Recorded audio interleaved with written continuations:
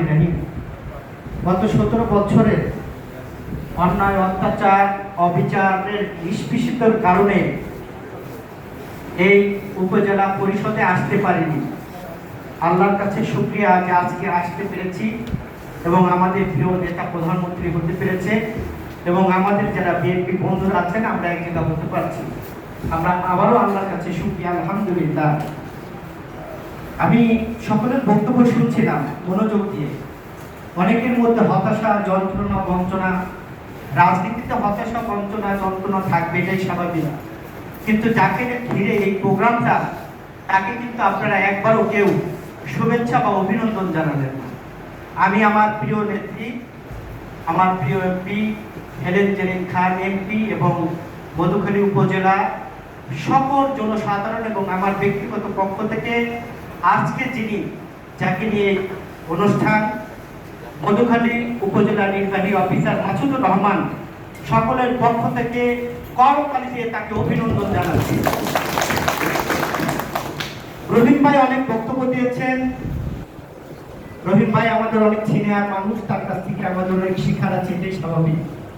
কিন্তু রহিম ভাইকে মনে রাখতে হবে, গত 20 বছরের একটি সমাজ, ঘুরে ধরা সমাজ আমরা একটা জায়গায় ভেঙেছি, কিন্তু তৃণমূলের সেই ঘুরে ধরা সমাজকে কিন্তু এখন আমরা ভাঙতে পারিনি।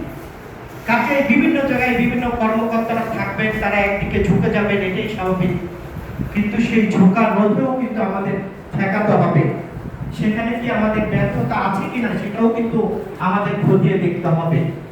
আমরা শুধু উপজেলা বিভিন্ন পর্যায়ের কর্মকর্তা আছেন তাদের উপরে দোষ দিয়ে গেলে হবে না, আমাদেরও কি দোষ কি আছে কিনা সেই জায়গাটাও কিন্তু আমাদের নির্ণয় করতে হবে।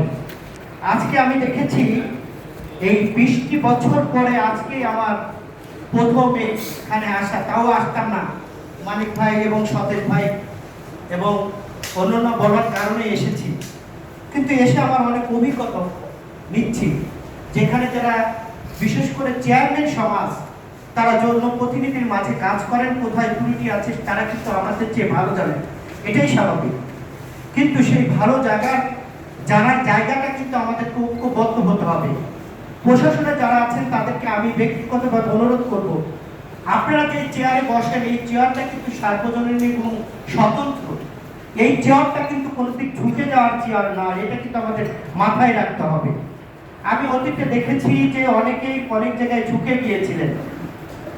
এই জনগোষ্ঠী এখানে কিন্তু বৃহত্তর একটি জনগোষ্ঠী, আমরা ধানের শীষের মানুষ বা বিএনপির মানুষ যেভাবেই বলেন না কেন, আমরা অনেক নির্যাতন নিপীড়ন হয়েছে। আমি অনেকবার কারাগারে গিয়েছি, আমার ডান পাশে যারা আছেন তারা কারাগারে গিয়েছে, আশেপাশে যারা বিএনপি বন্ধুরা, জামাতের বন্ধুরা সকলেই কিন্তু কম বেশি গণতন্ত্রের লড়াই কষ্ট করেছেন। সেই কষ্ট করার পরে যদি আজকে দেশনায়ক প্রধানমন্ত্রী জনাব তারেক রহমান বুঝতে পেরেই তো এখানে আমাদের একজন এমপি দিয়েছেন, তিনি হলেন হেলেন জেরিন খান। সত্য কিনা মিথ্যা? সেখানে কেন আপনাদের হতাশা থাকবে আমি কিছু বুঝি না। আমি যদি আমার অধিকার আদায় বুঝে না নিতে পারি, সেই ব্যর্থতা তো আমার। আপনি কেন একজনকে দোষারোপ করছেন?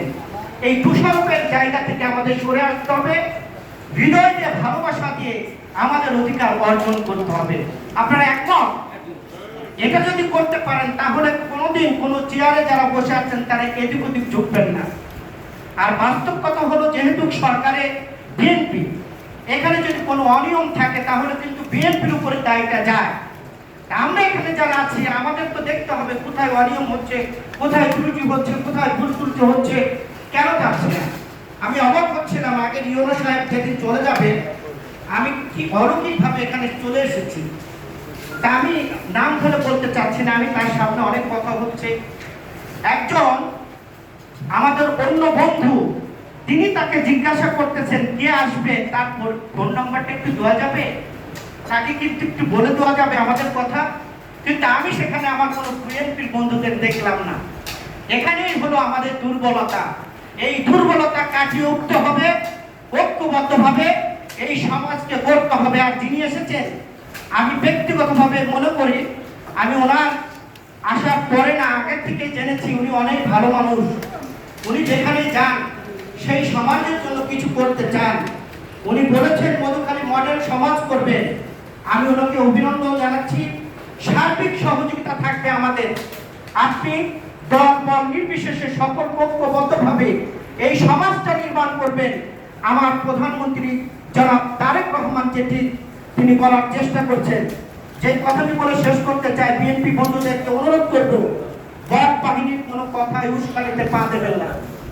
আমাদের লড়াইটা হলো আমার প্রধানমন্ত্রী বাংলাদেশের জন্য কি কি উন্নয়ন কাজ করছে, সেই উন্নয়ন কাজগুলো মানুষের মাঝে পৌঁছতে এবং মানুষকে বোঝানো। এটা কিন্তু আমাকে মাথায় রাখতে হবে, তাহলে আমাদের সফলতা আসবে। আমরা কারো উস্কানিতে পা দেবো না, দেবে। এখন আমাদের কাজ, এখানে যারা উপজেলা নেতৃবৃন্দ আছে তাদেরকে সহযোগিতা করে, এবং উপজেলা নেতৃবৃন্দ যারা এই চেয়ারে বসে আছেন তাদেরও উচিত হবে আমাদের বন্ধুদেরকে সাথে নিয়ে পথ চলা, তাহলেই হয়তোবা আমাদের মধ্যে যতটুকু দূরত্ব আছে সেই দূরত্বটা কেটে যাবে। সকলকে ধন্যবাদ জানিয়ে আমি আমার কথা শেষ করছি। আল্লাহ হাফেজ।